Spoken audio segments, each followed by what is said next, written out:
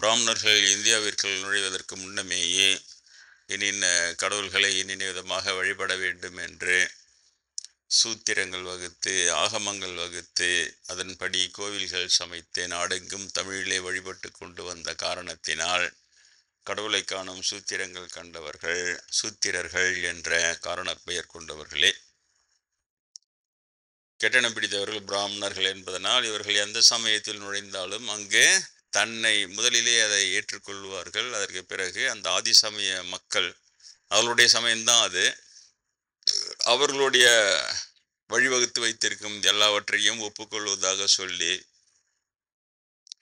தகுதியின் அடிப்படையிலே வருகிற அந்த சொற்கள், அந்த முக்கியத்துவம், இவை எல்லாவற்றையும் மெதுவாக ஆட்டையை போட்டு அதை தனது பிறப்பின் அடிப்படையிலே வருகிற பெருமையாக மாற்றி வைத்து கொள்வது இவர்களது வழக்கம்.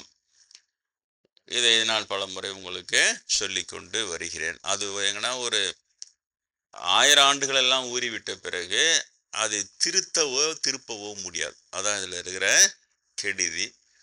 அதனால் கோட்டை விட்டது தான். அதற்கு உதாரணம் தான் பிராமணன் என்ற சொல். ஒரு பிராமணன் என்பவன், பிரம்மம் என்றால் இறைவன், அந்த பிரம்மத்தை யார் தெரிந்து வைத்திருக்கிறானோ அவனே பிராமணன். அவ்வளோதான், தான் டெஃபினிஷன்.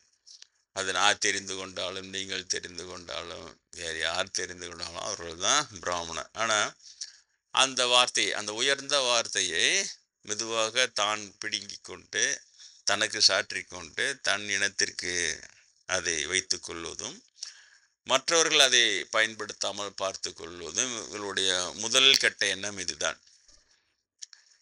இது இவர்கள் வந்த புதிதிலே இதை எதிர்த்து போராடியவர் நான் பிராமின் விஸ்வாமித்திரர் அரசராக இருந்து அவர் இது இல்லை, இது தகுதியின் அடிப்படையில் வருகிற சொல்லி இவங்களெல்லாம் பிராமின்னு அந்த மாதிரி இல்லைன்னு போராடினாரு. ஆனால் இவர்களுக்கே உரிய அந்த ட்ரிக்ஸ் கொஞ்சம் நஞ்சம் இல்லை, அவங்க ஊறி போனது அதில். அதனால் அப்புறம் ரொம்ப போராடின உடனே அப்போ அவர் அந்த காலத்தில் சக்கரவர்த்தி, அவருடைய வார்த்தைக்கு அங்கே நிறைய முக்கியத்துவம். அதனால் சக்கரவர்த்தியாக இருந்து அவர் ராஜரிஷி, ராஜாவாக இருந்து துறவியானது. அப்புறம் இவர்களுக்கே உரிய யுக்தி, அவரை மட்டும் பிராமணன் ஒத்துக்கின்னு திரும்ப பழைய மாதிரியே எல்லாம் பண்ணிட்டான். அதில் இவருடைய அநியாயம் எப்படி இருக்குன்னா, இப்போ நீங்கள் இந்த காயத்ரி ஜபம் ஓடுது இல்லையா, இதில் ஓடுது எல்லாம் பார்த்தீங்கன்னா இந்த பிராமணர்லாம் காலங்கத்தால் சந்தியாவந்தனம் பண்ணிவிட்டு ஓதர ஜபம் பண்ணிவிட்டு அந்த மாதிரிலாம் பெருமையாக சொல்லுவாள்.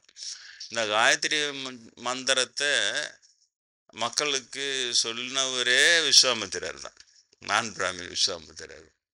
அப்போ இவங்களுடைய கெட்ட எண்ணம் எதுக்காக சொல்ல வரேன்னா, நீ தகுதியுடைய எல்லாருக்குமே அந்த காயத்ரி மந்திரம்லாம் சொல்லி அதெல்லாம் பண்ணியிருந்தா இன்றைக்கி எல்லாருமே அவங்கவுங்க அந்த காயத்ரி மந்திரம் சொல்லுவாங்க. உங்களுக்கு தெரிஞ்சது தானே. அந்த இப்போ தான் அதெல்லாம் இப்போ தோற்று போயிட்டேன்னு எல்லாத்தையும் ரிலாக்ஸ் பண்ணி அதெல்லாம் நாங்கள் இப்போ தான் சொல்லி கொடுக்குறோமா அப்படின்லாம் ரொம்ப மோசமான ஒன்று.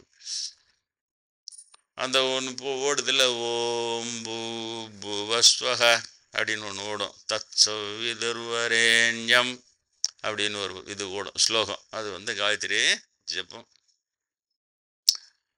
அது சூரிய காயத்ரி, அவர் தவத்தினால அது சூரிய காயத்ரி ஈர்த்து உலகத்துக்கு சொன்னவர் சத்திரியாருன்னு இவங்க சொல்கிற அந்த ராஜா விஸ்வாமித்திரர் தான். அப்போ குறைஞ்சபட்சம் சத்திரியர்கள்னு இவங்க சொல்கிற அந்த அரசகுலமாவது அதை நேரம் ஓதின்னு இருக்கணும்.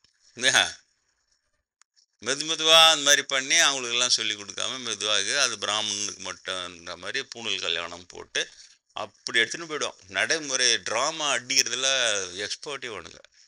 அடிச்சு அதெல்லாம் காலி பண்ணிட்டு எல்லாம் பண்ணிடு. இது மாதிரி ஒரு கொடிய ஒரு செயல். அப்புறம் கொஞ்சம் கொஞ்சமாக நம்ம ஆன்மீகத்தில் நுழைஞ்சி எல்லாம் நிறைய தெரிஞ்சு அப்புறம் கடைசியாக அந்த திருவுண்ட தகவல் வருது, இது இந்த மாதிரி ஒரு நான் பிராமின் விஸ்வாமித்திரர். அப்புறம் ஏன்ப்பா எல்லாம் கேட்பாங்க இல்லையா, இப்போ தான் அறிவு கொஞ்சம் படிப்பு வெள்ளைக்காரன் எல்லாரையும் படிப்பெலாம் சொல்லி கொடுத்து கொஞ்சோண்டு முன்னேற்றினோடனே இப்போ அவங்க கேட்க தானே செய்வாங்க, ஏன்ப்பா எல்லாருக்கும் சொல்லி கொடுக்குறத. விஸ்வாமித்திரரே என்ன கண்டிஷனில் சொல்லி கொடுத்தாருன்னா இதை நான் பிராமணனுக்கு சொல்லிக் கொடுக்கக்கூடாது அப்படின்ட்டாரான் சார். இப்போ நீ நானும் ஃப்ளைட்டு பூச்சி இந்த டைம் டேபிள்ன்றாங்களே, காலப்பயணி, காலை முன்னாலேருந்து பின்னால் போய் பின்னாலேருந்து முன்னால் வந்து நீங்கள் நாளும் போய் உண்மையிலேயே விஸ்வாமித்திரர் அப்படி தான் சொன்னாரா அப்படியே பார்க்க போகிறோம். அப்போ பாப்பா புழு அவன் எப்படி புழுவான்னு தெரியும். பல முறை சொல்லிட்டு நான் ஒன்று கடைஞ்சி எடுத்த புழுவான்றதே பாப்பானுக்கு வந்தது தான் இல்லையா. மீதி நம்ம புழுவனுங்களாம் சாதா புழுவனுங்க, கெட்டிக்கார புழுவனுங்க, 8 நாளில் மாட்டிக்குவானுங்க. பாப்பான் புழுன்னா அவனுக்கு வந்த பேர் தான் அந்த கடைஞ்சி எடுத்த புழுவான். கடைஞ்சி எடுத்து கரெக்டாக நிறுத்து பார்த்து இந்த புழுவை விட்டா அது அடிச்சுன்னு வரைக்கும் 1000 வருஷம் ஏமாற்றும். இவனுக்கு போய் இவனுக்கிட்ட வெரிஃபை பண்ணி நீ மீள்ற கதையாது.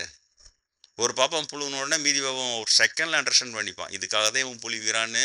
வடக்கில் ஒரு பாப்பான் புழுவனோடனே தெற்கில் இருக்கிற ஒரு பாப்பா ஆமான்னுவான். இந்த பாப்பார புழுவுக்கு ஏமாறாத ஒரே கடவுள் அண்ணாமலையார் தான் சொன்னேன் நான். தாழம்பூ சாட்சி வச்சு புழுவி பார்த்தேன் பாரு அண்ணாமலையார்கிட்ட. அம்மா அம்மா இவர் அடிமுடியை கண்டாருச்சு மட்டி சாபம் வாங்கிக்கினேன். அப்போ அவ்வளோனாக்கா பிரம்மதேவன் தான் புழுவினாருன்ட்டு அவர் மேலே பழி போட்டு எஸ்கேபிடு. நீங்கள் சொல்ல வர அந்த டெப்த் ஆஃப் பிராமின் ஈவில்னு அப்பப்போ சொல்கிறேன்னு, அது நீங்கள் நினைக்கிற மாதிரி சாதாரணமானதெல்லாம் இல்லை. நானே எவ்வளோ ஆழம் தெரிஞ்சது எனக்குன்னு என்னால் சொல்ல முடியாது. அது போயின்னே இருக்குது. அந்த ஆழம்னா ஆழம் அவ்வளோ ஆழமாக அது போயின்னே இருக்குது. என்ன தான் பண்ணுறது? ஏதோ என்கிட்ட ஒரு கொஞ்சம் நெஞ்சம் பேருக்காவது அதை பற்றி சொல்கிறேன். அது இப்போ நான் பேசுகிற சப்ஜெக்டா காதல் என்னும் ஒரு வேதனை அனுபவம், அதுதான் இன்னும் சப்ஜெக்டு. இதை பேச பேச இன்னும் பாதியாக குறையும்னு நினைக்கிறேன். ஏன்னா அது அந்த மாதிரியான சப்ஜெக்ட் அது. ஆனால் அதுக்கு பார்த்தோம்னா நம்ம என்ன பண்ண முடியல. என்னோட கடமை சொல்ல வேண்டியது இருக்கிறது. ஏன்னா இவ்வளோ தூரம் வரீங்க, இவ்வளோ வருஷமும் வரீங்க, எல்லாம் பண்ண உடனே நான் பண்ணேன் பாவானியே திட்டிட்டேன். போயிட்டு வாங்க அப்படின்னு நட முடியும் இல்லையா. சரி, நம்ம கதை என்ன மாதிரி இருக்குதுன்னா அது கந்தலாக இருக்குது. ஆன்மீக கதை, நம்ம ஆன்மீக கதையும் கந்தலாக இருக்குது. அதனால் அதை பற்றியும் கொஞ்சம் கொஞ்சம் நம்மளுக்கு சொல்லணும். ஏன்னா இதை இந்த ரேரஸ்ட் ஆஃப் த ரேர்ன்றாங்க இல்லையா, அதை உணர்ந்து சொல்லணும். அதான் குருநாதர் பிரம்மேந்திரர்கிட்ட நான் கற்றுக்கிட்டு அவர் சொன்னது. தெரிந்த பிறகு பேசு, அவ்வளோதான். தெரியாமலே புசத்துலேருந்து பேசாது. புசத்தில் பிடிக்கிறத பட்டணத்தார் அப்படி சொன்னார், எப்படி சொன்னாருன்னா நீ பாப்பான்னு அர்த்தம். அப்போ உன்னுடைய மூளை உனக்கு சாதகமாக அது எல்லாத்தையும் திருப்பி நிலை நிறுவும். அப்படி நிறுவிட்டினா நீ தான் பண்டிதன்னு அர்த்தம், சரிதா. ஆனால் பிரம்மேந்திரருடைய ஸ்டேட்மெண்ட் என்னது? பண்டிதர்கள் ஒன்று கூடி தங்களுக்குள் விவாதித்து ஒரு முடிவுக்கு வரக்கூடிய பொருள் அல்ல கடவுள். எப்படி பற்றியா அச்சு தூக்கிடுச்சு பேர். ஒரு அந்த பண்டிதராக்கும், ஒரு பண்டித சிகாமணி, இவரை பண்டித புலி, இவரே பண்டித சிங்கம். அதான் கர்ப்புறம் நீங்கிறீங்களா பண்டிதர்கள் சண்டை. இவன் இந்த பண்டிதர்லாம் ஒன்று கூட பட்டிமன்றம் வச்சு இல்லையா, நடுவரவர்களே இவர் நடாமலே வந்துட்டார் நடுவரவர்களே, அப்புறம் அதை யார் நடுவார்கள் அவர்களே, அந்த மாதிரி இவங்க பேசி அவங்கவுங்க ஒரு ஒரு ஜோக்கு இது முன்ன சொன்னேன்னு பேலாமா கடத்தருக்கு பேலாமன்னா நாணயம் பொண்டாட்டியும் கடத்தருக்கு போகணுன்னு பேணுன்னு அந்த மாதிரி ஆயிடுச்சு எல்லாமே. இந்த வாட்டி பாரு இந்த செய்தி வாசிக்கிற பாப்பா அங்கே இருக்குது. எனக்கு சுத்தலாம் அதுங்க நினச்சா எனக்கு அவங்க எக்ஸ்பிரஷன் பாவம் அதுங்கள நிறைய டேக்கு எடுத்துருக்கும் பொழுது சிரிப்பு வராமல் அடைக்கின்னு ஒரு பாப்பா சொல்லுது மாமியார் குழந்தை காத்திய போட்டு கரகரவென்ற அரிசி கேட்கும்போது நான் சீரியஸாக சொல்லுது சார். ஒரு பாப்பா ஒரு நியூஸில் உடனே வாசிக்குது அந்த குற்ற இதுக்கெல்லாம் தனியாக ஸ்பெஷல் இருக்குன்னு. ஆனால் பார்க்குறான் அது பேசல, அந்த எக்ஸ்பிரஷன்லாம் இதை 10 டேக்காவது எடுத்திருக்கான். கண்டிப்பாக சிரிப்பு வராமல் இருக்கு. இப்படி பேசுது மாமியார் கழுத்தை காத்தியே போட்டேன் கரகரவென்று அறுத்து கொன்ற மரமகான் எங்கேயோ போயின்னு இருக்கு. அதெல்லாம் அதை விடுங்க. என்ன இந்த மாதிரி அது ஒரு பக்கம். இந்த பண்டிதர்கள் சொல்ல வர பண்டிதர்கள் உடனே அவங்களுக்குள்ள ஒரே விவாதம் பண்ணி அதுவா இதுவா இப்படி நடுவர்களே அப்படி நடுவர்களே சொல்லிட்டு மீதி அந்த விஷயத்துக்கும் விவாதம் பண்ணிக்கலாம் இல்லையா. அப்படி இந்தி திணிக்கிறாங்களா இல்லையா அதெல்லாம் இல்லை, அதெல்லாம் இல்லை இல்லை, நீங்கள் நேர் நொழிச்சிடுறது எல்லாத்தையும். பல முறை சொல்லிட்டேன், இந்தி திணிப்பு தான் வெற்றி பெற்ற தவிர எதிர்ப்பு ஒன்று வெற்றி பெறலை. நான் அவங்களே சொல்கிறேன். ஏன்னா அவன் அது திணிக்கிறவன் பார்ப்பான். ராவணனுடைய வேலையே அவன் திணிப்பான். அதை எப்படி திணிப்பான்னா, அவனை கண்டுபிடிச்சலாம். இது வேற யாரும் திணிப்பான்னா நேரம் தோத்து போய்ட்டு. அந்த பிராமண சூழ்ச்சியாக எப்படி திணிப்பான்னா, தபுன்னு எடுத்துன்னு வந்துக்கினே இருப்பான். நீ ஐயோ எம்மாடியே திணிக்கிறானோன்னு அங்கே நினைப்பான். நின்ட்டோடனே இந்திய எதிர்ப்பாளர்லாம் இந்தி எதிர்ப்பு வெற்றி பெற்றது அங்கே நிற்கிறான்டா. ஆனால் நீ பேக் அடிக்க வைக்கலையே, அவனை நீ வித்ட்ரா பண்ண வைக்கலையே, அங்கே நின்றுப்பான். பரவாயில்ல, 10-20 வருஷம் கூட போட்டோம். அப்புறம் 20 வருஷம் கழிச்சே மெதுமெதுவாக வந்துன்னு தெரியாது. அப்புறம் திடீர்னு நீங்கள் ஃபோன் பண்ணோன்னு ஆப்கே ஜாயேகா பாயேகா அப்படின்னும். அது நட இது இந்தியில் திட்டுது சொல்லிட்டு அப்புறம் ஐயோ இந்தியை திணிக்கிறான், அவன் திணிக்கிறான் கடை அவ்வளோ தூரம் வந்துட்டான்னு அர்த்தம். இந்த வந்துட்டவனை நீ பேக் அடிக்க வச்சாதான் உனது இந்தி திணிப்பு வெற்றி பெற்றது, அந்த எதிர்ப்பு வெற்றி பெற்றதுன்னு அர்த்தம். யாராவது பண்ணாங்களா? இல்லவே இல்லை. பள்ளிக்கூடத்தெல்லாம் சொல்லி கொடுக்குறது. அப்புறம் இவங்க தலைவர்கள் நடத்துகிற பள்ளிக்கூடத்திலே சொல்லி கொடுக்குறது. சரிதா? எல்லாத்தையும் அவங்க பண்ணினேங்கிறான். அவனை பாப்பானுக்கு அவனுக்கு கெடுக்கிறதுன்றது ரொம்ப சரளமான விஷயம், கைவந்த கலை. அது ஒரு அடிச்சை செயல் மாதிரி. நீ நானும் கெடுக்கணும்னா ஒரு ஆடிட்டர் ரோஸ் நம்மளாம் ரூம் போட்டு உட்காந்து யோசிக்கணும் சாமி. அவங்களுக்கு மூச்சு விட்ற மாதிரி வருதுன்னு அவங்களுக்கு மூச்சு விட்ற மாதிரி இது அந்த கெடுக்கிறதுன்றது. நம்மளாம் உட்காந்து ரூம் போட்டு யோசிக்கணும். ஏன்னா அவங்கள நான் எச்சரிக்கை பண்ணேன். இந்த வளவனூர் அகரஹர பெருமாள் கோயில் இருக்கு இல்லையா, அந்த பட்டாச்சாரியார் பாவம் அவங்க அப்பா என்னை பார்த்துக்கிறார். பார்த்துட்டு வறுமையில் ரொம்ப கஷ்டத்தில் இருக்கிறேன் அப்படிலாம் சொல்லிட்டாரு. அப்புறம் நம்ம ஐயருங்கெல்லாம் நான் சொன்னேன், ஒரு அக்ரஹத்தில் இவ்வளோ பெரிய பணக்காரெலாம் இருக்கிறீங்க நீங்கள் எல்லாமே, அந்த அக்ரஹார கோயில் பூசாரி சாப்பாட்டே கஷ்டப்படுறேன்னு என்கிட்ட சொல்கிற அளவுக்கு தானே வச்சுக்கிறீங்க, உங்களுக்கு என்ன பெருமை அதில் அப்படின்னு கேட்டோன்னா, அப்புறம் அவர் போய் கூப்பிட்டு எல்லாம் சரி நான் போய் மீட்டிங் போட்டேன். அப்புறம் மீட்டிங்லாம் போட்டுக்கிட்டு அவங்க ஏதோ ஒன்று அவங்களுக்குன்னு ஒரு இது பண்ணாங்க. அது விஷயம் வேறு. ஆனால் அவங்க புள்ள தலை தூக்குனார். அவங்க அப்பா காலெல்லாம் முடிஞ்சிடுச்சு. அவர் பார்த்தாரு, சரியான்னு யாருங்க அந்த பெருமாள் கோயில் சுற்றில இருக்கிற அந்த கோயில்னால தான் அவன் ஒரு தான தர்மம் எழுதி வைப்பான்ல, அந்த ராஜாங்க ஜமீன்தார் ஒரு பெருமை இல்லையா, ராஜானிங்க எல்லாத்தையும் பிடிங்கின்னு அவங்கள ஆடு மேய்க்க விட்டான் பாரு சிதம்பரத்தில். பாப்பா அந்த பாப்பாரை எச்சரி கண்டி இருந்தா ஏமாந்துருப்பாங்களா என்ன? எல்லாம் சொல்கிறான், நீ என்ன எப்போ பார்த்தாலும் பிராமணனே குத்த சொல்லினா இருக்கான்னா, சரி நீ போய் சரி பண்ணிட்டு வாங்க அதை இது சொல்கிறான்ல, சரி நீ போயிட்டு அந்த பொண்ணு பராந்தகோ சோழ சாதாரண புண்ணியமா அது. ஆனால் அவன் ஆடு மேய்க்குதா இல்லையா அந்த வம்சம்? ஏன் பண்ணி சாதாரணமாக ஒரு நடுத்தர ஒரு வருமானங்கிற ஒரு குடும்பமாக கூட இல்லை, ஆடு மேய்ச்சின்னு குடிசையில் வாழ்ந்துக்குன்னு அவசரப்பட்டுன்னு இருக்குது. அதை நம்ம பேசினா போகப்போட கொத்த சொல்லின்னு இருக்கோம். அப்படின்னா என்ன இது என்ன நியாயம்? இவனுக்கு மாதிரி மடையனுங்க தான் அவங்கள தலையை தூக்கி வச்சு இந்த மாதிரி பண்ணுறது. நான் அதை கேட்குறேன், சரி வா பேசலை, நீ சரி பண்ணிட்டு வா இல்லையா. அவங்களுக்கு ஒரு நெத்தியில் ஒரு துணியை மட்டும் கட்டிட்டு ராஜர் ஊழம் அது ஒன்று பெரிதம்மா எங்களுடைய அனுமதி பெற்று தான் ஊர்வலம் நடத்துகிறாங்க, அது எங்களுக்கு சந்தோஷம்தான், ஆனால் எங்களுக்கு தங்கறதுக்கே ஊடே இல்லை, நாங்கள் குடிசையில் இருக்கிறோம் அப்படின்னு சொல்லுது. அவர் இன்னொரு பிரச்சனையில் எது கிரிக்கெட் ஆடுறானுங்க, அந்த வீடியோவில் ஒரு பக்கையாக ஒரு பாப்பார பையன் கோயில் எங்களுது அப்படின்னு. சரியா போச்சு, அவங்க கோயில் இவங்க கோயில மாற்றிட்டாரு யார்? நடராஜர். அப்படின்னு நான் நடராஜர் மகிமையில் மாறிப்போச்சு. அப்போ நான் சொல்லணும் இல்லையா அதை? ஏன்னா எச்சரிக்கை இனிமேலாவது எச்சரிக்கையாக இருக்கணும் இல்லையா? பாப்பானுடைய புத்தியும் இந்த அளவுக்கு பெரிய தில்லுமுள்ளும், ஆனால் அதை மற்றவங்க பேசாமல் இருக்கிறதும் என்ன. அப்புறம் திடுக்குன்னு நியூஸ் செய்தியாக வருது. 3000 ஏக்கர் நிலம் வச்சுருந்தாங்க, இப்போ 1000 ஏக்கர் நிலம் இருக்குதுன்னு கணக்கு விடும். அப்புறம் மொத்தம் 2000 ஏக்கர் நிலத்தை வித்துட்டு துண்டுக்கிறானுங்க சிதம்பரம் தீட்சிதர்கள் அப்படின்ட்டான்.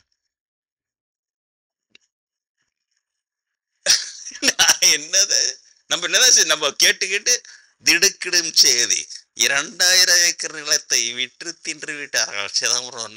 நம்மளுடைய கடமை என்னன்னா திடுக்கிட்டுக்கணும் அப்படின்னு. அப்புறம் அதே மொழிகிட்ட கோவில் அவங்களுதுன்னு உச்ச நீதிமன்றத்தில் தீர்ப்பு வாங்கி விட்டாரோ அப்படின்னு நம்மளுடைய கடமை என்ன, திடுக்கிட்டுக்கணும், அவ்வளோதான்.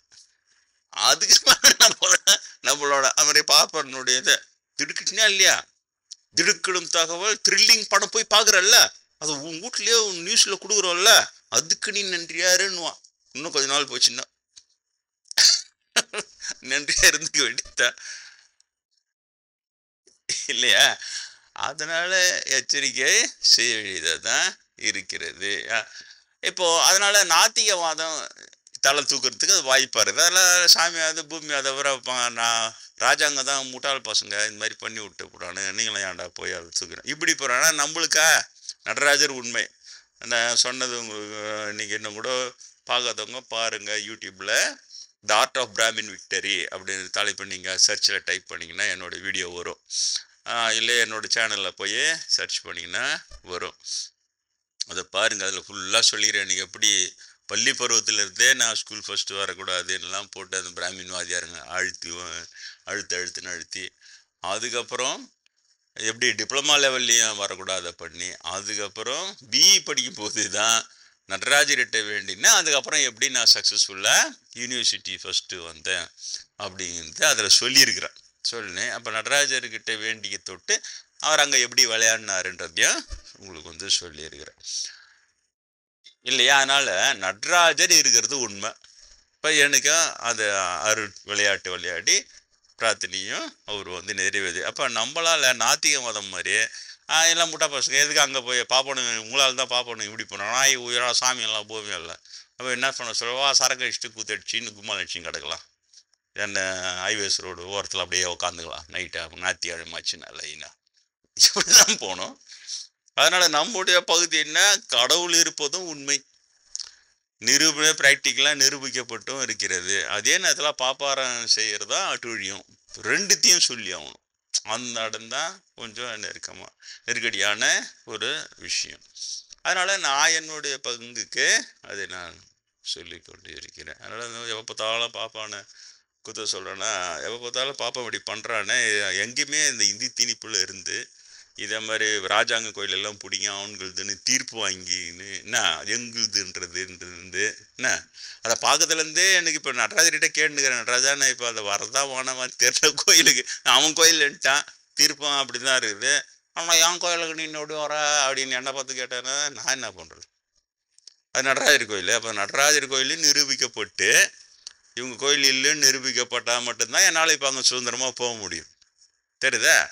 இல்லைன்னா பெரிய சித்தர் மாதிரி சமந்தர் நிலையில் நீ இப்போ இல்லைன்னு நாங்கள் பெரியவங்க ரொம்ப ரிஸ்க் எடுக்காது, சமந்தர் இந்த நிலையில் இப்போ இல்லை, ஏன்னா சமந்தர்னா 4 வரி ஆரம்பிச்சு போனால் பற்றி நீரியும் அந்த மாதிரி நிலையாது. இப்போ நீ அந்த நிலையில் இல்லை, நல்லா எச்சரிக்காருன்னு கூட பெரியவங்க ஒரு பக்கம் போகிறேன். அந்த மாதிரி இருந்தாவது நான் போனேன், நீ வராத அப்படின்னா நான் அப்படியே அப்படின்னா அவங்களாம் அப்படி போய் விழுந்துட்டாங்க, அவரை போயிட்டு வந்தாருன்னு இருந்தாலும் பரவாயில்ல, அந்த மாதிரியும் கிடையாது.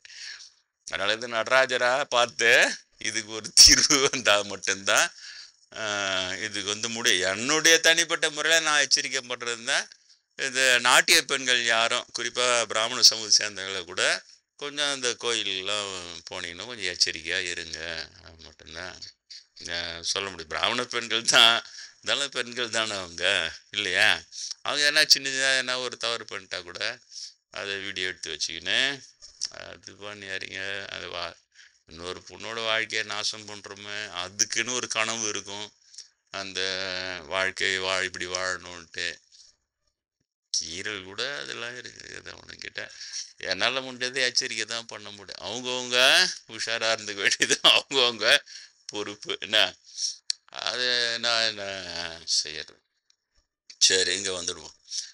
இப்படி இருக்கிறது. அதனால் நான் இதெல்லாம் சொல்கிறேன். பிராமணரில் எப்படி கெட்ட எண்ணம் பிடிச்சவனுங்கன்றதும், எப்படி இந்த மாதிரி இவ்வளோ அட்டுழியம் பண்ணிக்கின்னு இன்னொரு பக்கம் பூஜை பண்ணிக்கின்னா அப்படியே இவங்கள வசதி நிற்கிறதும், இது ஆமாமான்னு பாப்பார பொம்பளை கெட்டுப்போன பாப்பார பொம்பளைங்க இருக்குது இல்லை, அதுங்கெல்லாம் இது ஆமான்றதும் அதுங்களுக்கு என்ன போச்சு இல்லையா? அதே நல்ல பிராமண பெண்ணு காஞ்சி மடத்தில் புலம்பு போய் காஞ்சி காமாட்சம் என்கிட்ட எல்லாத்தையும் சொல்லிவிட்டு காமிச்சு சினிமா மாதிரி காமிச்சிட்டு வெளியேறிட்டாங்கன்னு சொன்ன ஒரு வகுப்பில். எப்படி இன்னொருத்த மனைவியை போய் இது பண்ணி மீதியெல்லாம் அட்ஜஸ்ட் பண்ணிக்கினாங்க, பெரியவா கடவுளுக்கே சமன்னு.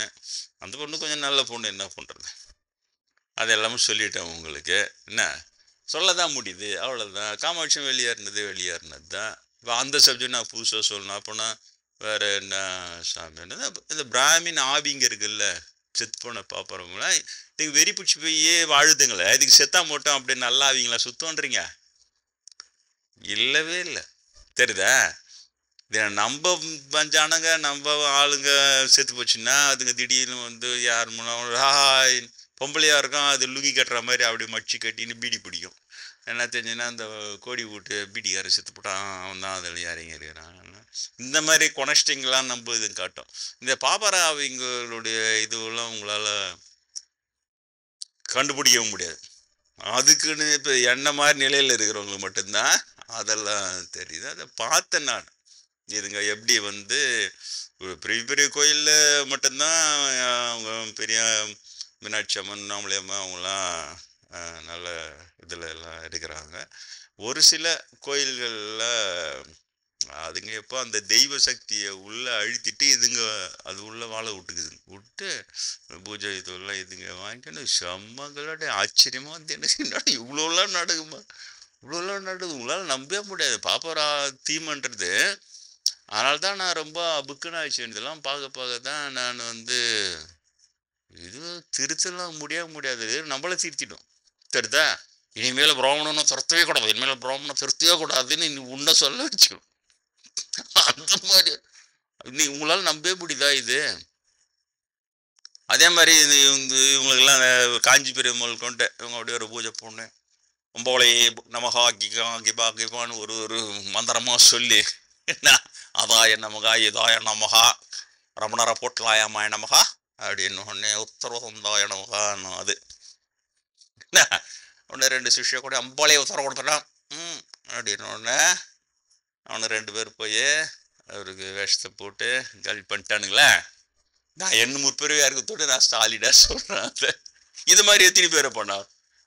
அதான விஷயம். அப்போ அம்பாலை உத்தரவு கொடுத்தான். அனே காளிதாசனா இருந்து ஓடோடி வர இலக்கணம் இல்லைன்னு தான் சொல்கிறார். ஒரு புலவர், சாதாரண புலவர். அதுக்கு நான் இலக்கணம் படிக்கிறேன், உன் கவிதையில் இலக்கணம் இருக்குது, இந்த இலக்கணம் இருக்குது, சமணி இலக்கணம் இருக்குது. நீ காளிதாசனாக இருந்தால் நீ எல்லா இலக்கணம்லாம் படிக்காத, நீ எழுதும் கவிதைகள் அனைத்துமே இலக்கண கவிதைகள்னு சொல்லிட்டு போகிறாள் அம்பா. இதை நீ எப்படி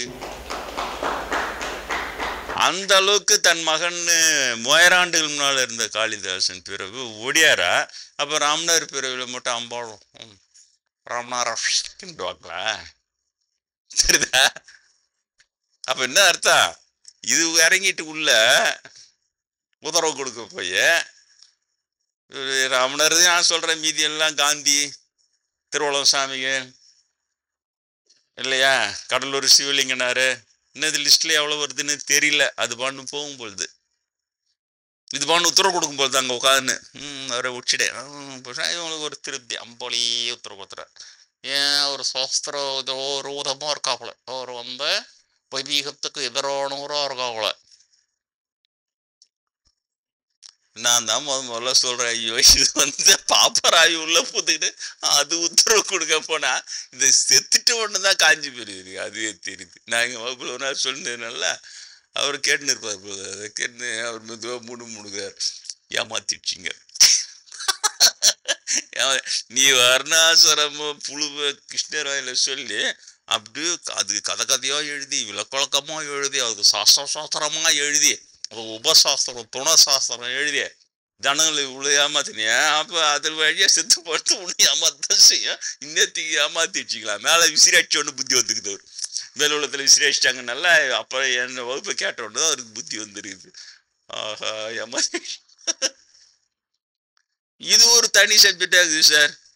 அப்புறம் ஒரு அன்பர் அப்ப எப்படி சாமி அதான் நம்பி அங்க இருக்கிற நாங்க ஒரு கோயிலுக்கு போறோம், அங்க இருக்கிற அம்மனை கும்பிடுறோம், அது உண்மையிலேயே அம்மனா இல்லைன்னா பாப்பாராய் உள்ள புந்துக்குதான்னு எப்படி சாமி கண்டுபிடிக்கிறது? ஒருத்தர் என்ன கேட்டாரு, எனக்கு தெரியாது. எனக்கு நீ அவனை கொல்லாமோடு உத்தரவு கேக்குற, நீயா அவனை கொல்லாம மாதாயே ஒரு நமஸ்காரம் எல்லாரும் நல்லா போய் நேரு, அது எதுவா இருந்தாலும் அதுக்கு ஒன்று நீ போ எழுத்து வீட்டுக்கார கொண்டை ஊஞ்சிட்டு போயிடணும் மோ சொல்ற அப்படின்னா போ ஊஞ்சிடும் போடணும் சின்ன பாப்பராயின்னு அர்த்தம். அது இல்லையா? அதனால நான் அதெல்லாம் எடுத்துறேன். அவங்க தலையெழுத்து இது எனக்கு தமாஷா இருக்கும் தனியாக உட்காந்துக்கிட்டு. இதனால இந்த மாதிரிலாம் கூட ஒரு கூத்து கும்மாளமாக இருக்குது. என்னதான் நீங்கள் சொல்லுங்கள், என்னதான் பண்ணுறது இதில்?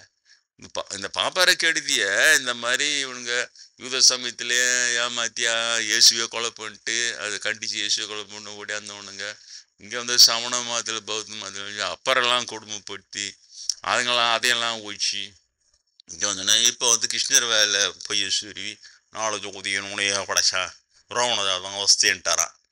சரி அதை அர்ஜுனங்களை கோயில் உள்ள நுழைய விடாம அப்புறம் நான் அர்ஜுன்லாம் இன்னும் கோயில் நுழைய விட்டார் காந்தின்னு அவரை சுட்டு சொல்லிட்டு போயினேறானு இவனுங்க. சரி இந்த கொல்ல கூத்த சொல்லி நம்ம ஜனங்களை எல்லாம் வான பாப்பா இதெல்லாம் அவனுக்கு கையால் ஒரு கிரகப்பிரவாசம் பண்ணிக்கிறத அப்படியே ஒரு கல்யாணம் கொண்ட வந்துடுறோம். அது மாங்கல்யம் தந்தவா நீ தான், அதுக்கு மேலே தெரியாது எனக்கு. இவர் தான் மாங்கல்யம் தந்துப்போம் நான் தான் கொடுத்தோன்னு அதை வாங்கி கட்டுறது என்னவா அவ்வளோ ராஜாங்க குடும்பம் ஒழிச்சிட்டானுங்களாடா இவனுங்க. சந்தோஷம் மந்திர பவர் அது வந்து அதிர்வுகள் அது வந்து சமஸ்கிருதம் அது உங்களாலாம் தெரியாது. அது ரிஷிகள் வந்து அப்படியே வானத்தில் வந்து அவங்க கிரகிச்சு அப்படியே கொடுத்த பவர் அது.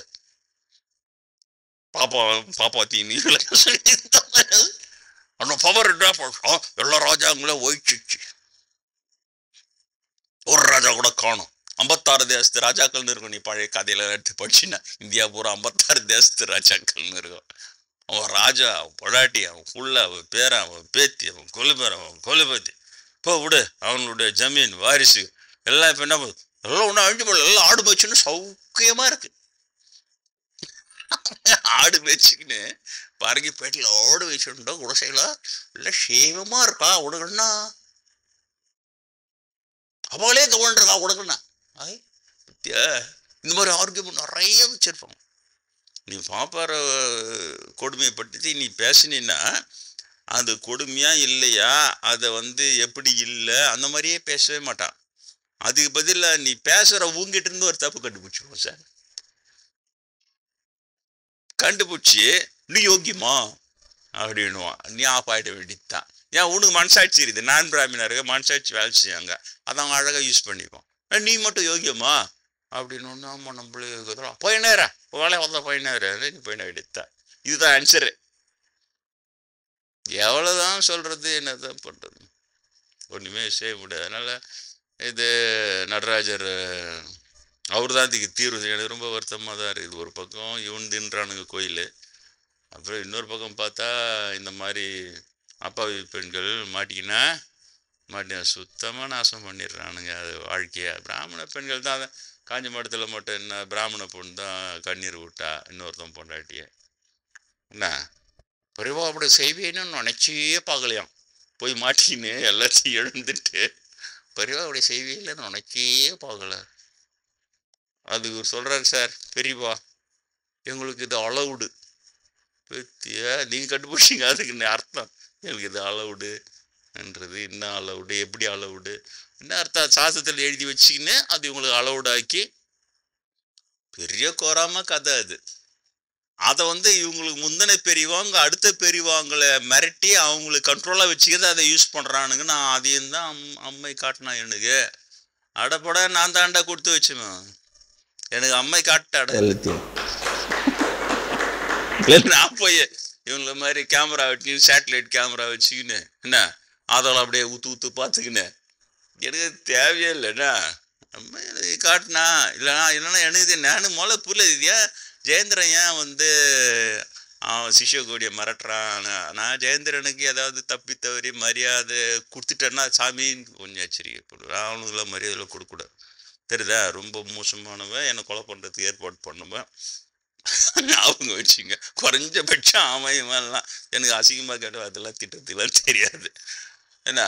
அவன் சொல்கிறாப்புல அதையும் தான் அம்மை காமிச்சாங்க எனக்கு. என்ன நான் உனக்கு உத்தரவு கொடுத்தாதான் நான் உனக்கு உத்தரவு கொடுத்தாதான் இவர் சின்னவரா அவர் வந்து உத்தரவு கொடுத்தாதான் அப்படின்னா என்னத்துக்கு மாட்டேன் எனக்கு ரொம்ப நாளாக தெரியல. நான் உனக்கு உத்தரவு கொடுத்தாதான் என்னன்னா உராம்போட்டாட்டியை என்ஜாய் பண்ணிக்கிறது, அவங்க மூலமாக வாரிசு பத்துக்கிறதுக்கு குரு கிட்ட பர்மிஷன் உத்தரவு வாங்கி தான் இவங்க போகணுமோ. அதனால் சிஷ்ய கூட சின்சியராக கூறார், அதில் மாறவே கூடாது. இன்னும் எவனா சிஷ்ய கூட ஒரு உத்தரவு கொடுத்து அவர் வாங்கிக்கினாதான். நான் கடவுளை தெரிச்சிங்கன்னு வந்தா கடவுளை பார்த்தா ரொம்ப நிம்மதியாக போய் நேரம்லாம் உலக வாழ்க்கை ஜானுங்க என்ன தான் வாழுதுங்க, இதெல்லாம் போலட்சி வாழ்க்கை தான் வாழுதுங்கன்னா, நீ சின்ன போல் அது பெரிய போல், அவ்வளோதான். பெரிய போலை பார்த்து சின்ன போல் யாக்க பேர் மூச்சு விட்டுக்கின்னு வாழ்ந்து கிடக்குதுங்க. அந்த பெரிய போல் அதை விட பெரிய போலை பார்த்தா அப்படி வாழறான்து. எனக்கு அது முன்னாடியே பல பிறவி அனுபவத்தில் என்ன தெரில. எனக்கு கடவுளை பார்த்து கடவுள் அப்புறம் கடவுள் தெரிஞ்சுக்கணுன்னே எல்லாம் முருகர்லேருந்து எல்லாம் பணி செய்ய வேண்டியது இருக்குது. உன்னை விட்டு வேறு யாராவது சொல்ல முடியாது. ஆனால் இது திடுக்கிடும் உண்மைகள் ஒன்றா போடலாம். திடுக்கிடும் உண்மைகள். இப்போ ஒரு டீமே வேலை செய்யுதுன்னா, நான் சொன்ன எல்லாத்தையும் ஆதாரம் இல்லாமல் எல்லாத்தையும் அழிச்சிடணும். அது அடுத்த கட்டம். பாமணன் எப்படி திருந்த முடியாமல் இருப்பதற்கான காரணங்கள் என்னன்னா, அவனை திருத்தாத அளவுக்கு பார்த்துக்கான் அந்த டீமு. அவங்களுடைய அட்டுழியை பற்றிய தகவலை எல்லாம் அழிச்சிக்கினே ஒரு இன்னொரு டீமு. அதை சக்ஸஸ்ஃபுல்லாக அழிச்சு முடிச்சிட்டாங்கன்னு இன்னொரு டீமு எங்கே ஆதாரம் காட்டு அப்படின்னு கேட்கும். எங்கே இருக்குது ஆதாரம், அங்கே இருக்குது, அங்கே காட்டு என்ன பார்த்தா இருக்காது. இவ்வளோ தான் சார் அவங்க திறமை. அவங்களுக்கு திறமைலாம் நீங்கள் தெரிந்து கொள்ளுங்கள். திறமையுடன் செயல் புரிவது யோகம். அது எப்படின்னா, துன்பத்தின் சேர்க்கையிலிருந்து தன்னை விடுவித்து கொள்ளுவதிலே யோகம். கிருஷ்ணருடைய வார்த்தை. யோகம்னா திறமைன்னா இந்த இது பேர் தீத்திறமையாளர் நான் பேர் வச்சுக்கிறேன். இதெல்லாம் திறமைன்றான் சார் அவன். தரமா பாப்பான திறமை பார்த்து நம்மளுக்கு பொறாமையாக தான். ஐயோ நம்மளும் ஒரு பெரியவாவாக இருந்தா, நம்மளும் ஒரு சின்ன பெரியவாவை மிரட்டி இருக்கலாம், உத்தரவு கொடுத்தாதான் உனக்கு என்ன நடந்ததுன்னு தெரியல 2 பேருக்குள்ள. அப்புறம் கொடுத்துட்டாரு அவர் உத்தரவு. புசுக்குன்னு கொடுத்தோடனே இவர் காஞ்ச மாடு காம்பங்கோலை நோஞ்ச மாதிரி பெட்ரூம் க்ளீன் பண்ண சொல்லி அவன் அசிஸ்டண்ட் அனுப்புகிறான். பயங்கரம் சார். இதெல்லாம் ஒரு ஆன்மீகம். இவங்க அப்படியே இது தொண்டு, இது அப்படியே ஒரு புனிதம். இவங்களுக்கு நன்கொடை கொடுத்தா புண்ணியம்னு வந்து நன்கொடையை கொட்டுறது. அதை கண்டுபிடிச்சி யாரும் சொன்னால் அவனை கொலை பண்ணிடுறது. சரியா போஷ், முடிஞ்சு போஷ். இந்த இசம்னா என்ன? இல்லைனா நீ ஆன்டி ஹிந்து. நீ யாரு? நீ வந்து அங்கிள் ஹிண்டு இல்லை. நீ வந்து ஆம்பளையாக இருந்தாலும் நீ வந்து ஆன்டி ஹிந்து.